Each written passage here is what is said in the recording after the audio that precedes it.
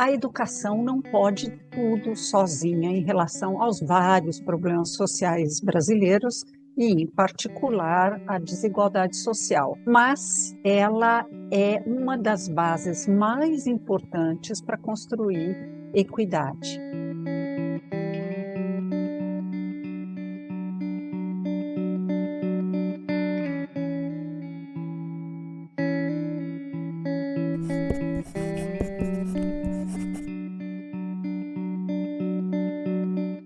A educação brasileira não é terra arrasada.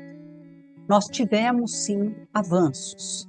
Então, se eu olhar, por exemplo, para o que ocorreu a partir do século XXI, da primeira década do século XXI, nós melhoramos bastante a aprendizagem desde 2005, mas ainda temos grandes desafios para poder lidar com essa enorme desigualdade educacional que nós temos, e que, infelizmente, se agravou muitíssimo com 2 anos de escolas fechadas. E não é que já se recuperaram, né? A gente vai ter que lidar com isso ainda mais uns 2 anos, provavelmente. O Brasil, tradicionalmente, tem um ensino médio péssimo, o que leva à questão de que muitos governos foram tentando reformar o ensino médio, o que não é simples, porque, diferentemente de outros países, nós temos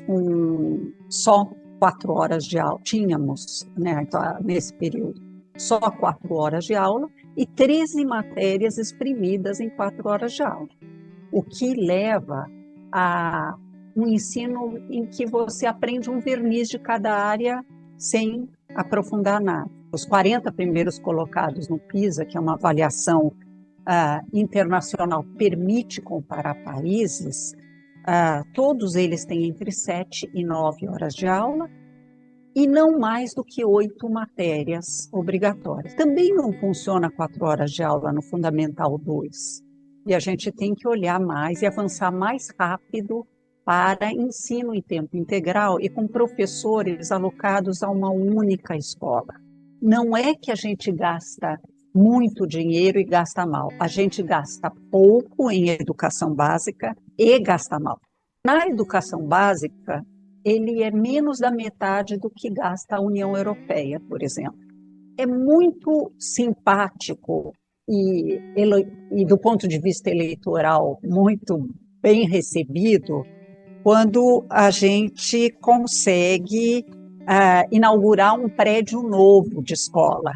Bom ter piscina, bom ter teatro, mas o que conta no fim do dia é o processo de ensino-aprendizagem. O que quer dizer? Tornar a profissão de professor atrativa.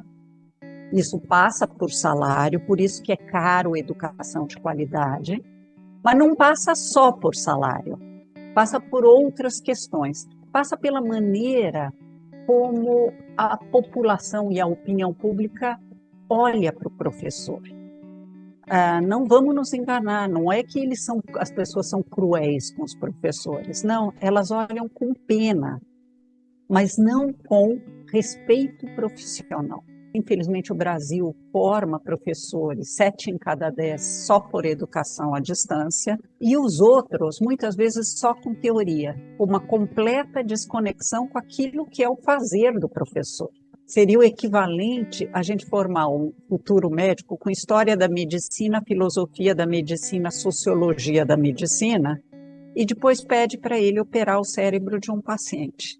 Não, a gente tem que formar com aulas em que haja diálogo entre teoria e prática. E nós vamos ter que olhar com muita seriedade para os currículos. Há um mito que o currículo pode tirar a autonomia do professor. A Finlândia, que é um dos países que tem mais autonomia para o professor, tem um currículo nacional e muito claro. O Chile, que é o melhor da América do Sul, tem um currículo muito claro, dizendo exatamente quais são os resultados esperados da prática do professor. A desigualdade social, infelizmente, vira uma situação recorrente. Se eu tive pouco acesso a oportunidades, meus filhos tendem a também ter pouco acesso a oportunidades. Daí a importância de ações afirmativas. Nós precisamos ter cotas em relação a escolas públicas, onde está a maioria da população estudantil de educação básica, e em relação ao étnico-racial. E por que nós precisamos?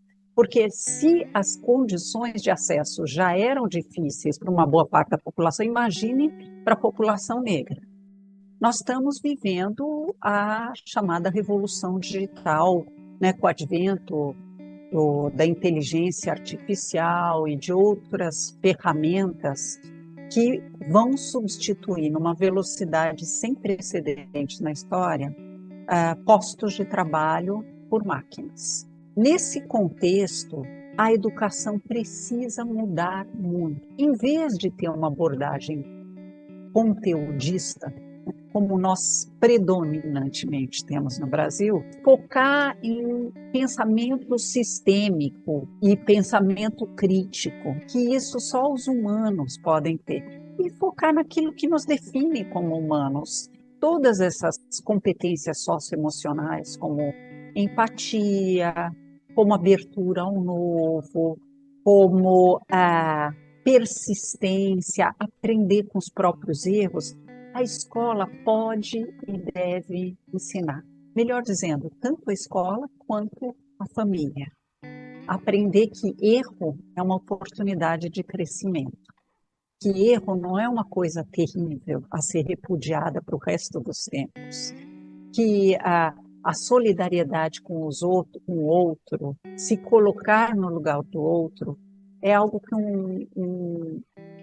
o ChatGPT não consegue fazer, né, para brincar com uma coisa que nós temos hoje. E também aprender a usar essas ferramentas todas a nosso serviço, e não a inteligência artificial nos usando a nós humanos, e nem vindo ampliar as desigualdades que já são enormes.